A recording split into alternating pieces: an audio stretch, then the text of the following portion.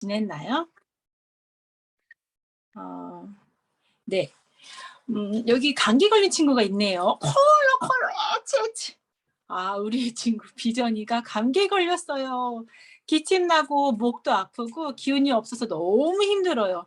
병원에 가서 의사 선생님이 처방해 주신 약을 받고 집으로 왔어요. 비전이는 약을 먹고 잠이 들었어요. 그런데 다음날 아침 비전이는 상쾌한 마음으로 일어났어요.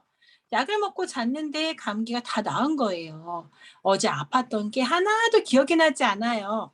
몸도 마음도 무척이나 가벼웠어요. 오늘 하나님의 말씀도 우리가 예전에 있었던 일을 잊을 만큼 크고 멋진 일을 이루어 주신다고 하세요. 오늘 하나님의 말씀은 특별히 어렵고 힘든 사람들에게 주시는 말씀이에요. 이스라엘 백성은 하나님의 말씀을 고집스럽게 듣지 않았어요.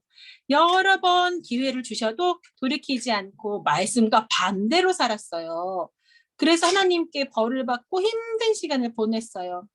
하나님은 이스라엘 백성들이 미워서 벌을 주신 게 아니에요. 잘못을 깨닫고 하나님의 말씀대로 살기를 원하셨기 때문이에요. 사람들은 이제 하나님이 우리를 잊으셨구나, 이제 하나님이 우리를 버리셨구나 하고 속상해했지만 하나님은 단 한 번도 이스라엘 백성을 잊으시거나 버리신 적이 없어요. 오히려 하나님은 이스라엘 한 사람 한 사람의 이름을 기억하고 부르시면서 끝까지 지켜주실 거라고 약속하세요. 모든 일이 다 좋아지도록 해줄 것이니 걱정하지 말라고 하셨어요. 친구들, 이스라엘 백성이 받은 벌은 무엇이었어요? 네, 맞아요. 나라가 망하는 거였어요. 나라가 없어진다고 생각해 보세요. 그 나라 백성은 뿔뿔이 흩어지게 되는 거예요.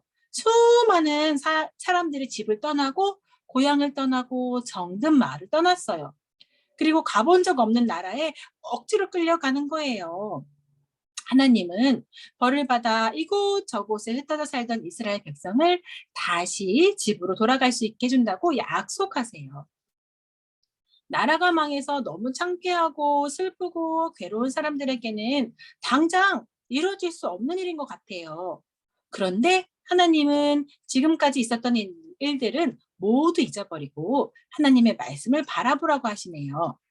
사람도 식물도 살 수 없는 넓은 들, 모래밖에 없는 뜨거운 사막에도 하나님은 길을 만드실 수 있는 분이거든요. 또 물 한 방울도 없는 마른 땅에 강물을 내실 수 있는 분이고요. 사람들이 상상하지 못할 놀라운 일들을 하나님이 이루시겠다고 약속하시는 거예요.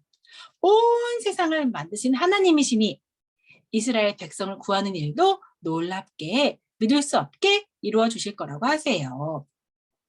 하나님의 말씀은 우리를 향한 사랑의 약속이에요. 시들지도 변하지도 않는 약속이에요. 하나님의 약속은 꼭꼭 이루어져요. 그 약속을 위해 누가 오셨죠? 예수님이 오셨잖아요.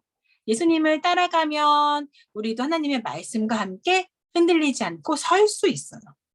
우리를 힘들게 하는 것들이 우리를 넘어뜨리려고 해도 하나님의 말씀으로 든든히 설 수 있어요. 내가 너를 지켜줄 거야. 내가 언제까지나 너와 함께 할 거야. 약속하신 하나님의 말씀을 꼭꼭 믿기 때문이에요. 시들지도 않고 변하지도 않는 든든한 하나님의 말씀을 잘 따르고 믿으며 새로운 방법으로 우리 걱정을 해결해 주시고 지켜주실 하나님을 기대하는 우리 예술비전 영화부 어린이부 친구들이 되면 좋겠습니다. 이번 달 암송 구절은요, 이사야 40장 31절 말씀이에요. 이제 방학도 있으니까 열심히 잘 외울 수 있겠죠. 그리고 2부 활동은 프린트 하셔서 점선을 따라 프린트물을 접어서 활동하는 건데요. 접으면 사막이었던 그림이 펴면 강이 생기는 모습을 볼 수 있어요. 아이들과 함께 이야기 나누면서 활동하면 좋겠습니다. 감사합니다.